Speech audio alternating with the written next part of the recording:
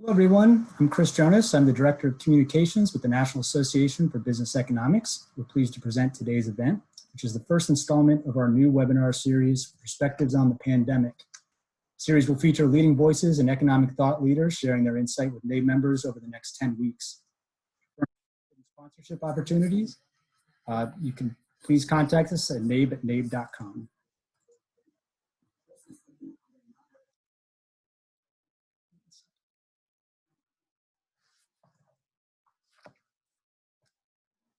Okay, and now I'd like to turn it over to our two moderators for today's event, Diane Swank and David Altig. Please stand by.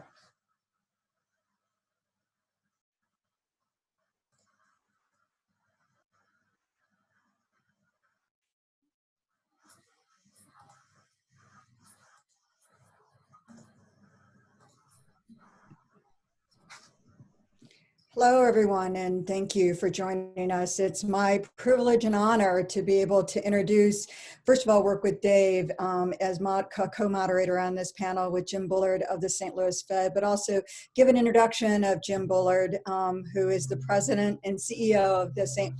Louis Fed, the 8th Federal Reserve District. Jim has a long list of accolades and involvement in the community, and we all know he's been in the spotlight trying to make clarity and transparency for the economy and trying to help us understand central bank policy, both in the US and abroad. I want to share a personal story that really struck me the first time I met Jim Bullard. It was right after he became president of the St. Louis Fed, and we actually had our NABE conference in St. Louis, hosted in St. Louis for the annual meeting. Jim showed up at every single, the entire meeting. He not only spoke for the meeting, he showed up at every single session he could, asked questions, was involved, listened, and it really showed the deep commitment he had to not only speaking about what's going on, but really providing a deep understanding to all of us as well. And I wanted to have you know how much NABE has been Jim has been a friend of NABE, but also really gone the extra mile to really try to understand what's going on at any point in time and reach into as many resources as possible. So with that, I'll turn it over to you, Jim. Thank you so much.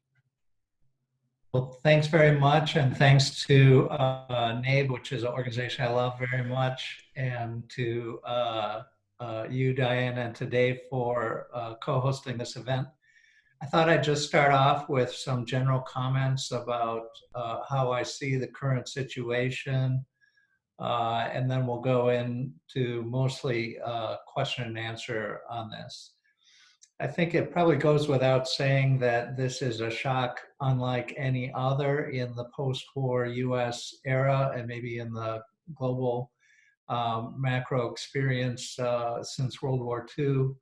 I think that the nature of the shock is well understood, and in that sense that gives us an important advantage in this particular situation as opposed to others where disturbances in the economy were less well understood. In some ways we have a simple task ahead of us, or we're in the middle of it, I guess, but the task is simply to put the economy on pause and ask people to stay home in order to invest in the national health. And in that sense, it's conceptually simple, but as you all know better than most, you can't really hit the pause button effectively on the US economy.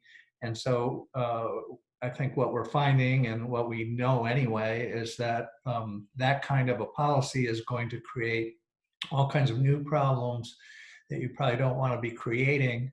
And so it's very much an experiment that we're trying to work our way through here.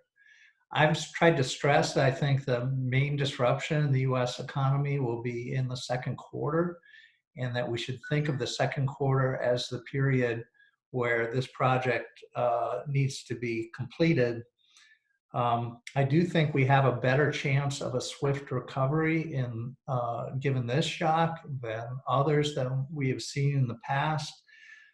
If we manage the situation carefully and we continue to keep our wits about us as we move through day by day the pandemic threat. The good thing about this shock is that it did not originate in the financial sector the way the global financial crisis did. That shock was very much centered on Wall Street and reverberated around the world. There's a host of research, including Reinhardt and Rogoff, which suggests that recessions that start in the financial sector as a financial crisis are harder to recover from. And we certainly saw that with the 2007 to 2009 shock and the subsequent recovery, which was subpar. But because this shock is different and well understood, I think we have some chance anyway of recovering from this more effectively than, despite the depth of this shock, we have a better shot of recovering more effectively. So the goals in my mind that we're trying to accomplish during the second quarter as we're going day by day through the pandemic here are twofold. First of all, maybe threefold. First of all, we want to invest in national health. We're telling people to stay home. We're telling a lot of businesses to interrupt normal operations. And I think by and large, this is well understood all the way across the economy, what we're trying to do. We have to get the pandemic under control. It was a surprise to us. I don't think we were as ready as we would have liked to have been. And it's not just us, it's most countries around the world. And because of that, we had to go to a very sharp and blanket type shutdown strategy in order to contain the pandemic. But while we're doing that, we have twofold goals. One is to provide support for the financial sector so that this does not morph into a financial crisis in addition to being a pandemic crisis. So we want to make sure that there is price discovery and market functioning in all corners of financial markets. And I think that has to be our first goal. If we get into a financial crisis in addition to a pandemic crisis, we're going to have that many more problems. It's going to be that much harder to deal with. So far, so good on that. I think that the Fed has intervened effectively in financial markets in order to maintain market functioning. I think we can do more, but I think we've done probably the most obvious steps so far. And I think our liquidity measures have shown that it has worked so far to maintain market functioning. So far, so good on that. I think we also have to support the real economy, and certainly we've done that right away with monetary policy by lowering the policy rate to zero. I don't really think this is about interest rates at this point, but in addition, I think the fiscal response has been quite strong. Unanimous support in the US Senate, so we had bipartisan agreement that you had to be very aggressive here in trying to compensate those that are being asked to pause in their businesses and pause in their work in order to invest in the national health. It makes perfect sense that you'd want to compensate those people and you'd want them to be able to pay their basic bills and continue in their ordinary life while you're trying to react to the pandemic. So far, so good on that, and I think that is helping to mitigate the risk that this would morph into a very serious and long-lasting depression, which is what you want to avoid here. I think we are taking depression risk. We've got unemployment at very high levels. We've got growth rates for the second quarter. Many of you are producing those forecast growth rates, but they're extremely negative. So we understand that. We understand that that's going to be those kinds of numbers are going to be a consequence of the shutdown policy.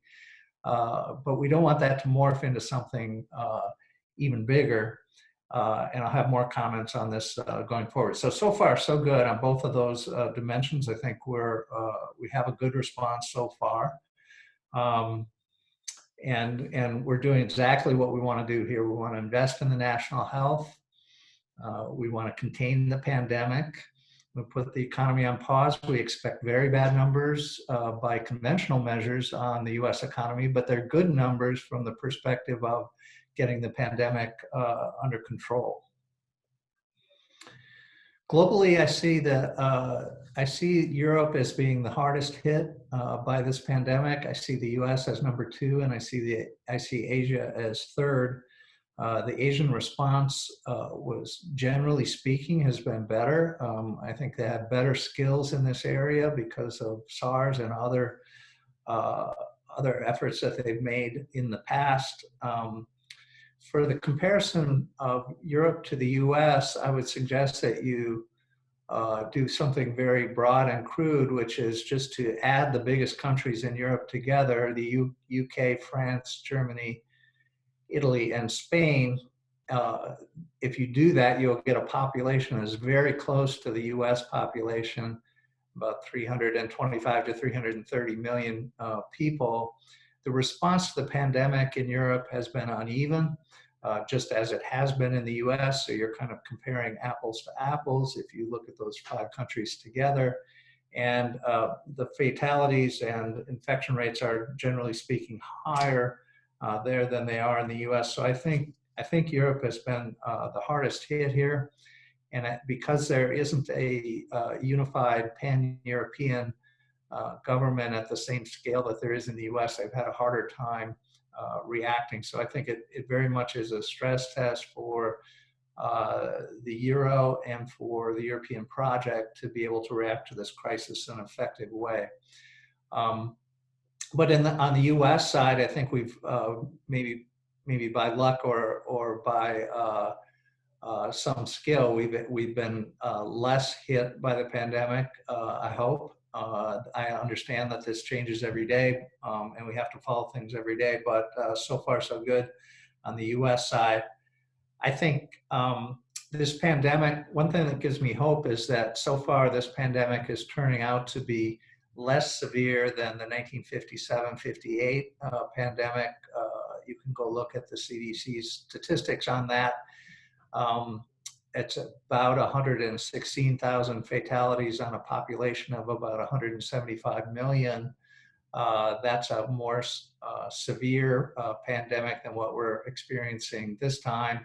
It looks like, at least based on current forecasts from the University of Washington, and I know that they've updated their forecast, but even with the updated forecast, it's not as severe as 1957-58 or 1968 here in the US, where the pandemic at that time resulted in about 100,000 fatalities on a population base of about 200 million. So what I like about thinking about those historical examples is that neither of those cases seem to lead to long-lasting economic damage that outstripped other factors that were driving the US economy.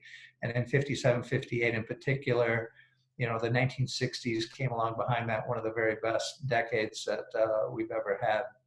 Sometimes people talk about the 1918 pandemic, which is much more severe, about 675,000 dead on a population of around 100 million. So there, you're easily looking at 1 in 20 people being victims of the pandemic. But even there, you know, the 1920s were one of the best decades the US ever had. So I don't think there's anything about pandemics per se that says you have to enter a long-lasting period of decline, or that you have to have, you know, terrible things happening to your economy long term. It's really a health issue. It's certainly a human tragedy, but it is a health risk and not necessarily an economic risk. The general pause situation that we've got right now, the current situation, is okay, I think. And like I say, I think the economic policy response has been good, but we cannot maintain this situation for long. The economy simply doesn't have a pause button. And while we can do some things that make sense, and I think we can you know, have a 90-day policy or maybe even a little longer than that, if it goes too long into the second half of the year, new things will start to develop, new problems will start to develop, and we'll really be in a lot more trouble than we're in right now. So I think the shutdown policy was appropriate to handle the initial surprise of the pandemic, but keeping the shutdown in place in the same way that we have it now as a blanket policy will cause too many problems longer term. Fortunately, I think we will see going forward mitigation of this risk because I'm expecting a more risk-based and granular policy going forward than the one that we've used so far. So the initial response was shut down the economy, don't let anybody go out. The rhetoric has been essential services, which I think from the healthcare sector really meant, you know, police, fire, electricity, and not much else.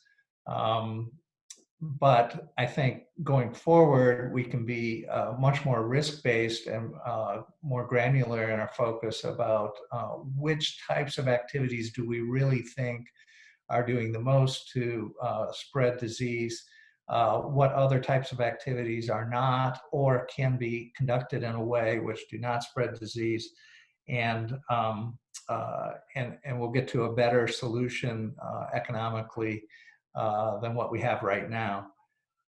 We certainly have risk management in the economy for many other types of mortality risks. A couple I like to mention are terrorism risk or automobile accident risk. For terrorism, there's certainly a risk every day that there would be a terrorist attack and any of us could be victims, but we do not say that we're not going to carry on our activities because of that risk. Instead, we try to mitigate that risk through other channels to intercept terrorists before they can do a lot of damage. Similarly, for auto accidents, we do not say that we're not going to drive cars because there's a mortality risk associated with that. Instead, we have auto safety as a way to try to mitigate that risk as well. So I think something similar can happen and is happening actually with respect to this particular disease. We can take on a risk-based focus and come up with new methods of handling that risk in an appropriate way which balances the risks appropriately. And I don't think that that's an order given by any particular person. I think that's a natural response of many different entities across the economy and across the world as they look at this problem and think about how they can function given the risks that they face. Finally, I think that we can't really afford to stay on hold or on pause until we get some kind of complete and total resolution of the virus situation. So many people are talking about vaccines, crash courses in vaccines, and other types of things. I think we should quit thinking that way. I think it's great that we're working on it, and I'm very hopeful that we'll get a vaccine. I think that would be a great outcome. But that isn't how we should think about it, because that's sort of saying that you're going to keep the economy on hold until a miracle occurs, and I don't think you want to be in that kind of mindset. You do want to certainly try to get a vaccine, but I think what you should do is look at current technology that is currently available and use that technology to end the crisis. And the main thing I have in mind is testing, and testing has been talked about by others like Paul Romer and Larry Kotlikoff, but many others as well, because what we really have is an information problem. From an economic point of view, it's an information problem. We don't know where the virus is. And if we knew where the virus was at all times, we'd have a lot better ability to control its spread and to control the consequences of this disease. But we do have tests, and the tests could be produced in a way that would saturate the economy with tests. And I think as economists, it's incumbent upon us to talk about solutions in this direction. we don't really want to continue to pour resources toward symptoms of the coronavirus crisis, because the symptoms won't go away until the actual source is fixed. So what we'd like to do, if we're going to spend even more resources going forward, and especially with the kind of numbers we're talking about, hundreds of billions of dollars or even trillions of dollars, what you'd like to do is put that toward something that will actually end the crisis. And I think testing could end the crisis. One suggestion I would have that comes out of Economics 101, at least the way I remember it from years ago, is that the government could just pay the cost. You would have a new industry, a pop-up industry called the testing production industry. And this industry, and I realize there are already players in this industry, but you'd want it to be even bigger than it is today. And the government would just pay the cost of production for these various companies, but it would allow them to sell their tests on an open market at a competitive price. So this would be a pure profit activity for these firms that were involved. And the good thing about this is that, what we know about the economics is that they're going to produce right up until there's no profit to be had from an additional test being produced, so that you're going to get totally saturated with tests. And the competition aspect would make it so that the worst tests don't have much of a market and the better tests have a better market. So this kind of process would lead to having all kinds of tests all around all the time.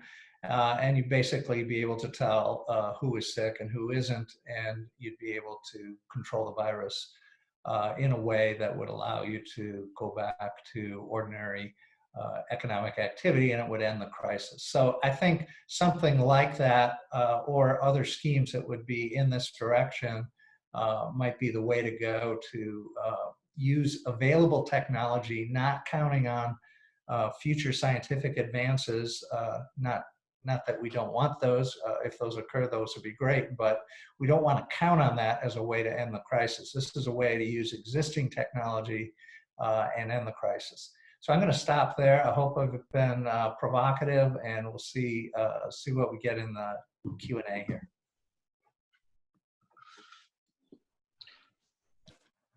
Hi, Jim. I'm waiting for Dave. There's Dave. Here I am. You're there. It's all yours, Dave. So the first question I probably have to ask is, where are you guys getting your haircut? Because you both look marvelous. Actually, I cut my own, which is not. So there's some interesting things of that. So anyway.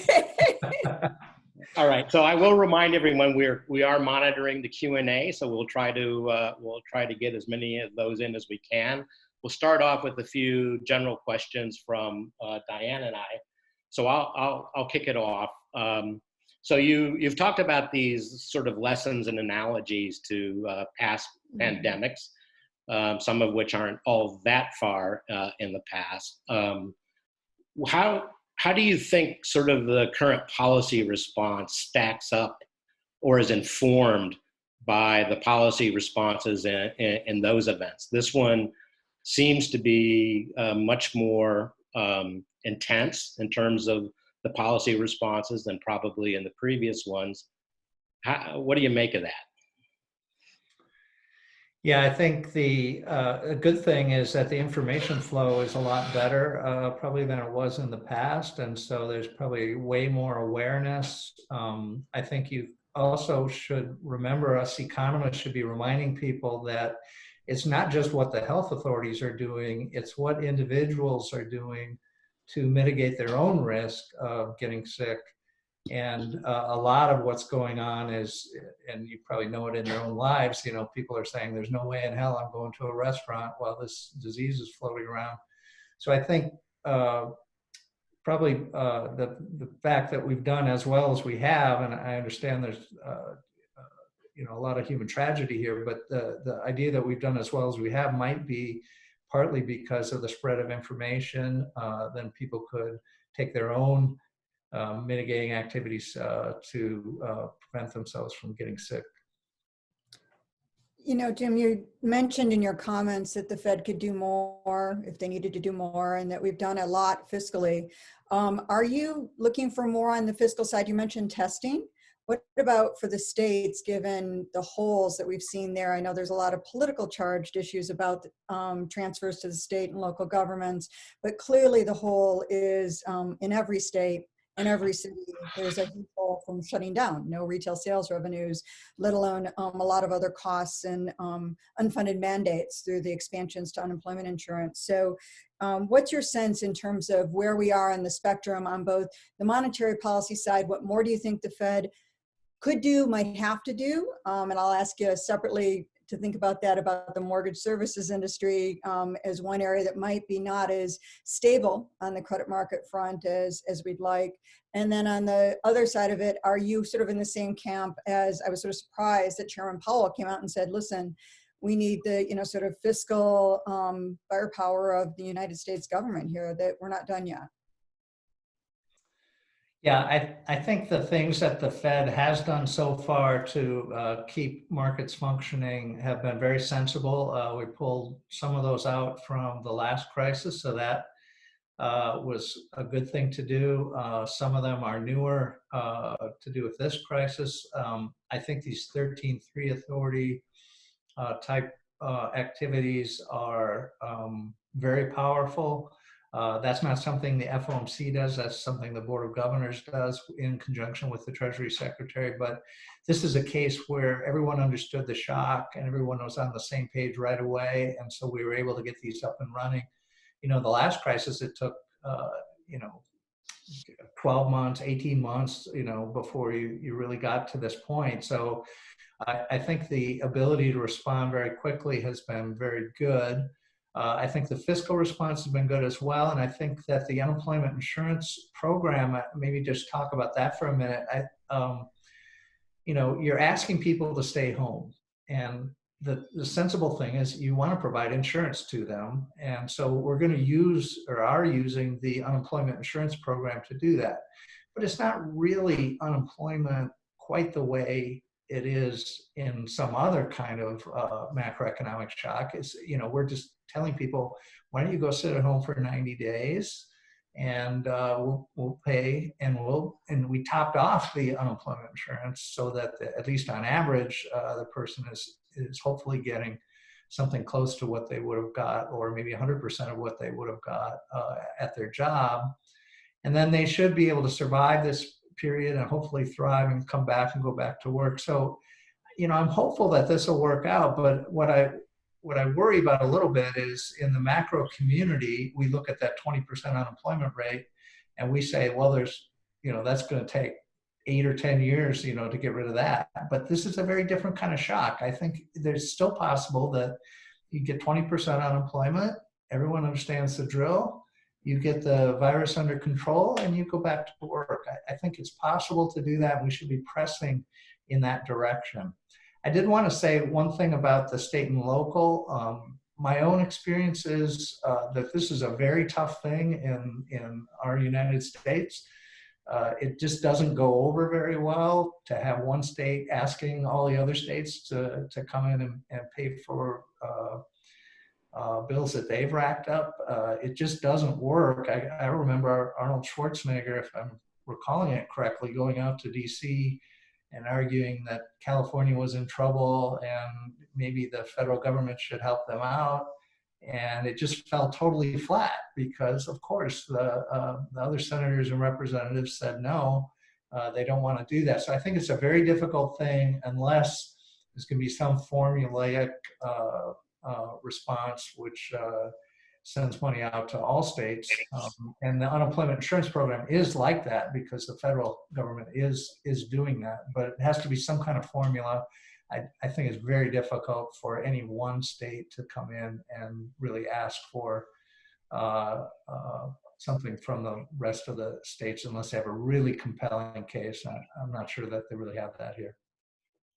Well, I want to push on that a little bit because you have a more optimistic forecast. You talk about it coming back more readily than some out there, not all economists, but some. And so your optimism, what I worry about is some of the secondary effects that we learned from the Great Recession, the lack of transfers to the states, the pullback at the state and local level, actually as the expansion got started from the Great Recession, ended up setting us back and making it more of a subpar recovery. And so, you know, what other things besides that, if we're not going to do transfer to the state and we're going to have these headwinds of cuts, and it really is every state, and some very big states like Texas and Florida, which are at high risk because of their exposure to tourism and the oil industry, those things are going to come into, so it's hard to find any state that doesn't get hit by this. But what are the other things that as this comes back that you don't get sort of ripple effects? And are you worried about what that means more broadly if we do start to get ripple effects from these things being hurdles, about inflation being even weaker than expected, deflationary risks, you've talked about this a lot.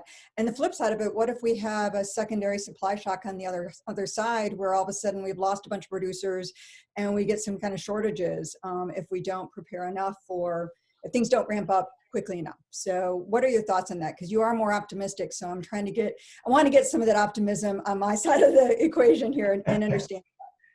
Yeah, I mean, the focus right now, I think, should be to try to take the good policy that we've had in the initial response to this shock, and we're only at April. It seems like this has been going on for a couple of years, but it's only April. I think April, or it's May now, but I mean, just past. Lost all track of time. I think April will be the down month.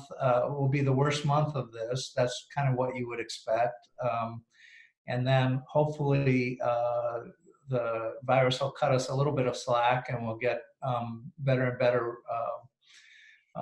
infection rates and lower fatality rates as we go forward, and we'll be able to open up the economy with some confidence, hopefully using some of the technology that's around today, using other risk mitigation strategies that you might have, and eventually getting back to normal. You know, I agree that the state and local issue is an issue probably for all states, and I think you can do something for all states. I just think it's hard to single out any one state. The only way to do this is by formula, I think. And Europe has the same issue, except more acute there because they don't have as easy of a process to come to a federal strategy. Let me follow on Diane's line of questions just a little bit and try to channel some of the other questions that are coming in. So there's the standard V, U, W, where do you put yourself on that scale? But maybe kind of more interesting in that is, I think in quotes, you might have said something like swift recovery, or that's what you're hopeful for. So what does that look like? Does that, you know, at what point do we return to unemployment rates that look, you know, somewhere in the range of normal or equilibrium? And how long do we have before some more permanent damage might set in and dampen your optimism some? Yeah, well, I've long felt that the second quarter would be the main disturbance. Some of it actually showed up in the first quarter. I've also felt that to the extent you could hit pause on the U.S. economy, you can probably do it for 90 days. I actually think, you know, with our policy response that we've had so far, I think, you know, most businesses that you talk to, not every single one, but most that you talk to say, well, you know, if I knew for sure it was going to be 90 days, I'd be comfortable. Even 120 days, I'd be comfortable. What they're not sure about is what's going to happen after that, and that's where I think you really want the testing to come in, because that'll really give people confidence that they know what they're interacting with when they go out and do things in the economy.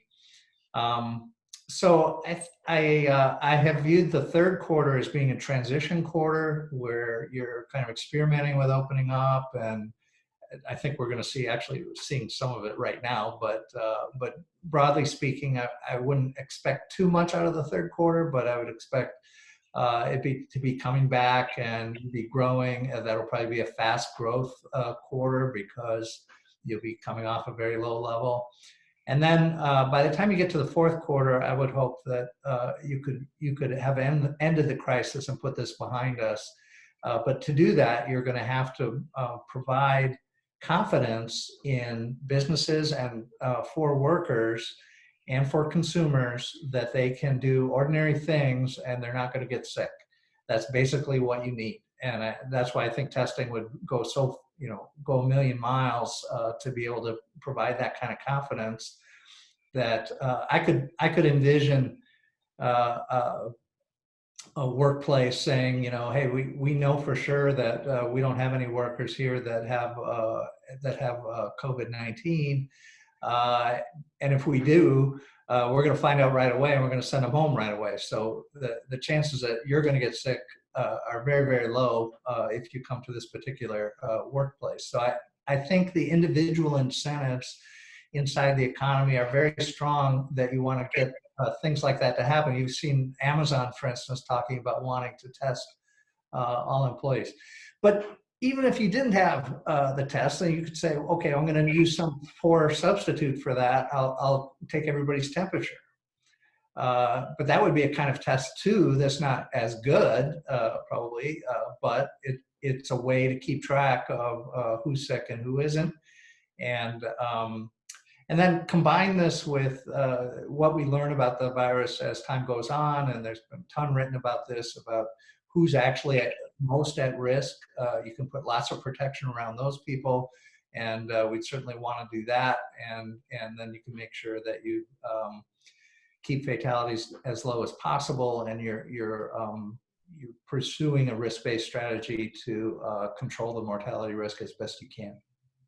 I gather from what you say, though, that you're thinking that we really need to have that sort of transition in place by mid-year, or and then things will be fine if we kind of get there.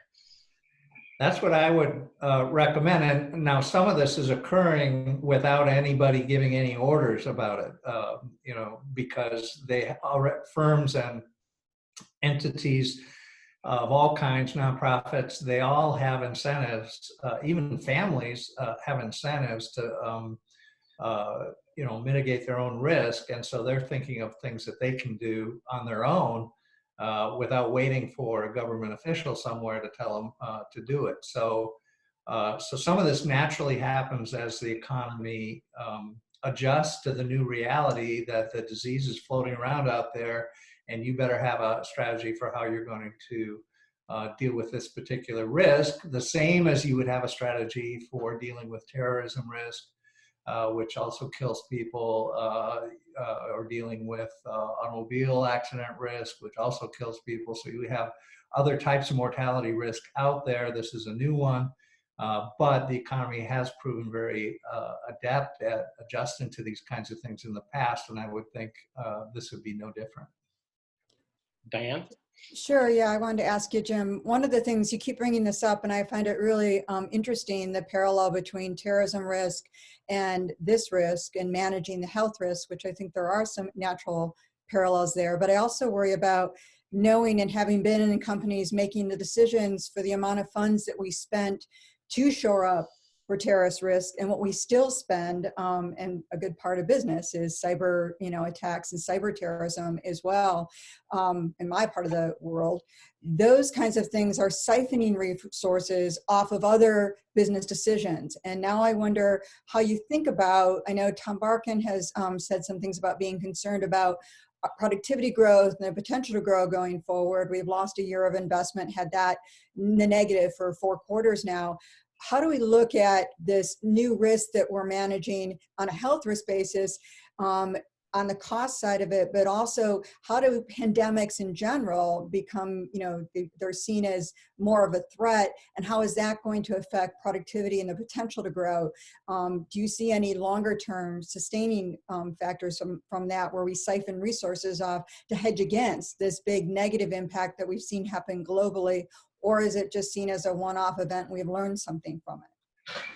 Well, I would expect us to get much better at pandemic awareness and the damage it can cause. So as we did become much better at handling terrorism risk after 9/11, even though there were terrorist attacks before that, we probably didn't have the best mitigation strategy in place to handle something like 9/11. So I think what we'll do now going forward, though, will be I think significant effort to try to make sure that we can handle pandemic in the future in a better way than we were able to handle it this particular time. And we've also seen other countries that have that seem to be better at this, and we can copy some of their strategies and hopefully even do even better than that. So I do think that certainly this has created a lot of awareness around pandemic risk. It will put more resources. I'm sure you'll see management teams thinking, more carefully about what would we do going forward. And then I think it's also going to exacerbate trends that were already in place toward mobile technology. We're doing it right now. But there was sort of, pluses and minuses around mobile technology. Now there are maybe 2 pluses and only 1 minus. So we'll see if we get more transition toward technology like this. And that would, to me, that would be adjustment to a real shock. You come to the conclusion that there's more risk out there than you thought, and therefore you behave differently than you would have behaved before, but you're still trying to maintain as high productivity as you can, and you're trying to sell as much product as you can, and so on. So I do think there will be changes, but I wouldn't be quite as pessimistic about long-term productivity growth. The 1957-58 pandemic did not lead to 10 years of terrible outcomes for the U.S. economy. Even the 1918-19 pandemic did, you still had the roaring 20s after that, and there's plenty of productivity growth there. So I think it's from an economic point of view, it's not clear that pandemics are really a killer for the economy.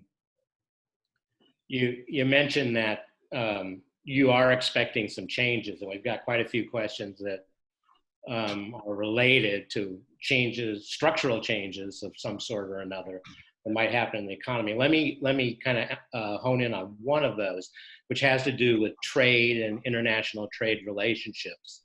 And in fact, how, as if at all, how has the pandemic and maybe the international landscape prior to the pandemic change your thinking about trade with China, open borders with Mexico and Canada? Is it and the general sort of widespread integration across the globe of supply chains? Has your thinking about that been affected in any way?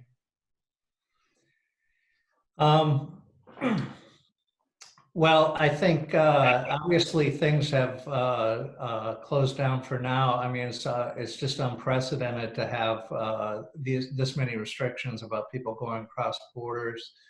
I don't think that will last going forward. I think we will see returns to the normal flow of people across borders. I think the supply chain issue, I do think firms will be more careful about concentrating their supply chains in particular countries or particular regions around the world. I think they'll diversify more than they would have previously, on the grounds that it's good business practice to diversify your supply chain, even though it's not necessarily the instantaneous, low-cost way to do it. Longer term, it can pay great dividends if you manage to avoid a big disruption like this one. So I think there will be changes in thinking about this, and we'll see how this proceeds going forward. But right now, I actually think it's a little bit too early to think about trade and cross-border flows until you really get things like airlines flying again and people moving again. And then I think we'll be able to assess this a little bit better. On that, issue, we did see that the New York Fed put out their analysis, some analysis that I thought was pretty provocative on the 1918 flu pandemic and how it may have seeded some of the rise in Nazi Germany and Nazism and nationalism there. So do you think that's just way too ahead of time to sort of predict that, since we've sort of already seen this backlash to globalization that's been going on really since the Great Recession? Is this, we talked about this being an accelerant on technology and things like that, but I do worry about the geopolitical landscape as well. And is, it was unusual for me to see that come from a Federal Reserve Bank. You can maybe comment on that as well, but just wondered what your thoughts were on that. You seem to be pretty confident that that's not necessarily where we're going, but yeah, I don't know. I have not seen the paper or the blog, but I would say my general interpretation of the interwar period is that it was a very special period. A lot of bad things happened. A lot of that was associated with the Depression.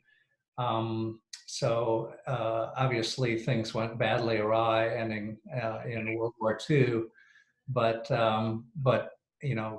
one thing about that period is I think many people have sworn to themselves and to the rest of society that we would not allow that to happen again. I think that's pretty much still where we are. So we've got some of these questions are about the other side of the Fed's mandate, which is not really front of mind at the moment. But as you think about that, which I know you are, do you think, both in the near term and the longer term, in the near term, maybe, do you think of this as a disinflationary shock or an inflationary shock? How long will it take those dynamics to play out? And has this in any way sort of altered the project or progress toward the project of hitting that 2%, elusive 2% target? I guess so far what I've been thinking about this is if you look at the TIPS market, TIPS break-evens are lower, as you kind of expect. This is a huge shock, but they're not that much lower. They're really,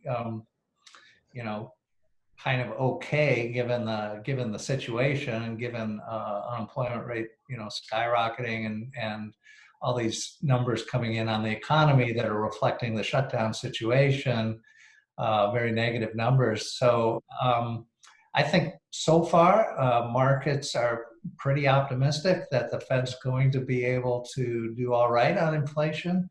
And so I'm taking some heart from that. On the other side, you're not seeing an explosion in these tips either. As you know, Dave, I've been not much of a fan of these survey measures. I don't think the survey measures of inflation expectations are sensitive enough to current events to really give you a signal. But I think the TIPS market is sensitive to current events. And so there I'd look for some information about how they're seeing the Fed's ability to hit the inflation target going forward. So far, so good on this. So let's keep an eye on this. I don't really think right now it's really about inflation, either up or down, but we want to keep an eye on this going forward. I go back to you talking about Europe getting hit the hardest by this and the inability of them to sort of band together in the same way that the US can in terms of stimulus, although they have done some pretty aggressive, depending on which state, which country, pretty aggressive stimulus. In terms of their inflation or deflationary or disinflation outlook, where do you think they're going to be? Are they falling into a much more severe trap than we are at this stage of the game? And what are the risks for us, given what they're going through at this point in time? Yeah, I think they're at some risk. They've had, they've missed their inflation target to the low side. So have we. but they've missed it more, somewhat more than we have. And they really have just the ECB without other pan-European institutions of the same stature. So I'm very hopeful that they can find ways to react to this crisis that are appropriate given their structure. But it's, as you know, following Europe, it's very tough going. Lots of negotiation, lots of question marks around what kinds of policies would even be acceptable or allowable. And I guess we saw that today with the German Constitutional Court giving a new ruling. So I think they've got a long ways to go. I've been a big advocate, actually, of encouraging Europe to do more at the federal level. I think it would help the United States, and I think it would help Europe to have, something more at the federal level that would have more authority, more taxing power, more ability to borrow.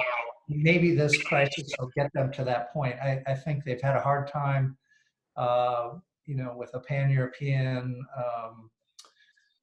foreign policy, of pan-European military policy, pan-European border policy. These kinds of things are sort of typical of Europe in that they've had a hard time dealing with these kinds of things. And I'd like to think that a crisis like this would get them to unify a little bit more and be able to handle things like this a little bit better. I have to say, our government has been accused of being dysfunctional for decades, maybe, but certainly recently. But look at how the Congress came together when you saw a shock that everyone recognized was a big problem, and sure enough, they went ahead and responded, and pretty much unanimously. So it shows if you have a structure in place and there's a lot of agreement that you're facing a major problem, boy, you can get the votes to do quite a bit of stuff. So I think that's encouraging, and it should be encouraging for Europe as well, as if they set this up in the right way, they might be able to handle future crises better. You've had an unusual seat on the FOMC, now having been part of the committee during probably the two biggest crises, economic crises in most of our lifetime. And of course, going into the COVID-19 event, the FOMC was engaged in a framework review, which was in part sort of looking back and taking on the lessons of the financial crisis, which you alluded to a little bit.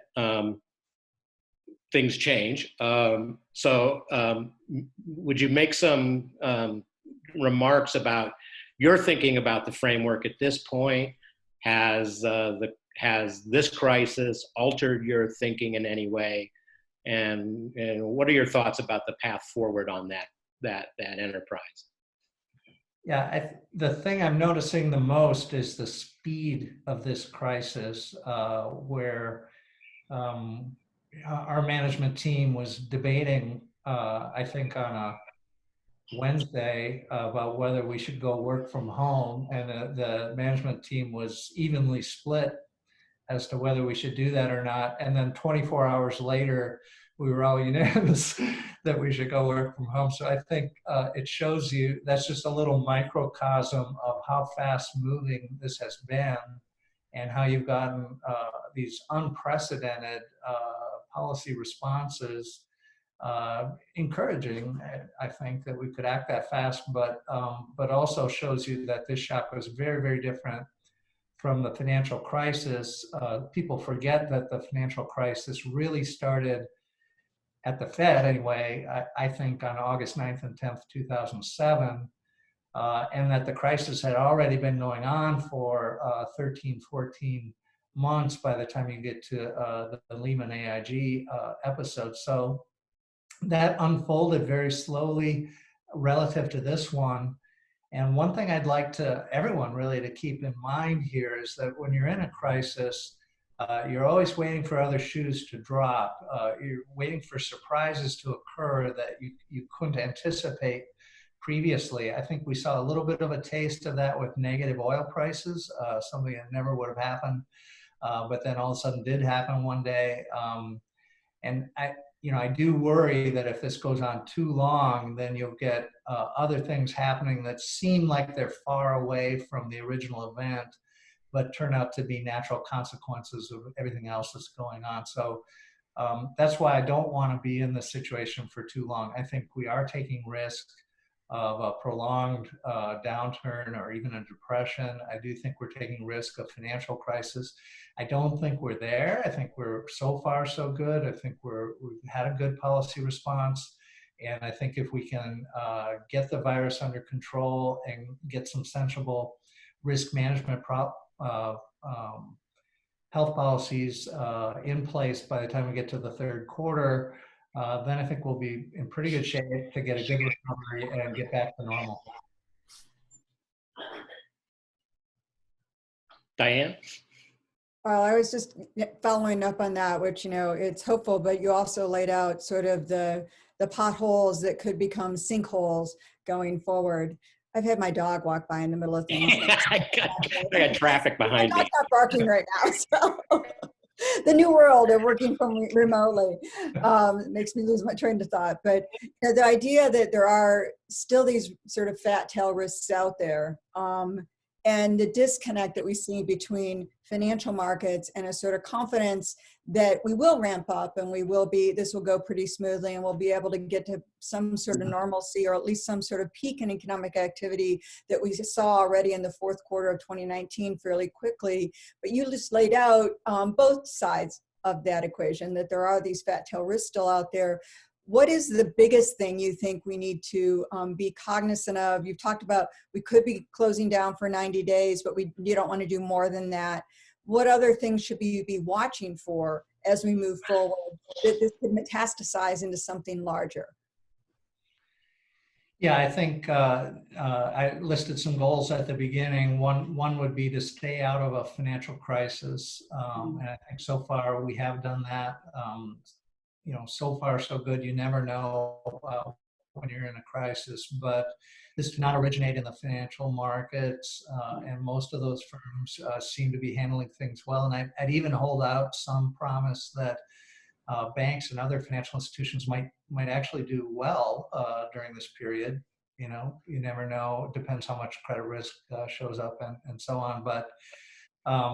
But they might do well here because they're actually a vehicle for providing some of the relief that's being provided. I think community banks in particular have been on the front line here as far as the PPP program, and they've been inundated, and they've made a very good response to this. So, but you'd want to be aware that you really don't want this kind of ordinary or this exogenous shock, which is well understood, the pandemic, to then leak into the financial system and then cause a financial crisis and then cause a lot more problems that really didn't have anything to do with the pandemic in the first place. So far so good. I think we're avoiding that. I do expect also, some bankruptcies, and certainly some firms are not going to make it. It's very clear, but hopefully we can limit that to the firms that were on the margin going into the crisis, and perhaps some whose businesses are just decimated by this. But I think when you'd start to worry is when you see firms that were not in trouble going into the crisis, and maybe also were not directly hit by the crisis itself. If you start to see that kind of thing, then I think that would be an indication that the shutdown policy is really causing a lot more damage than it should.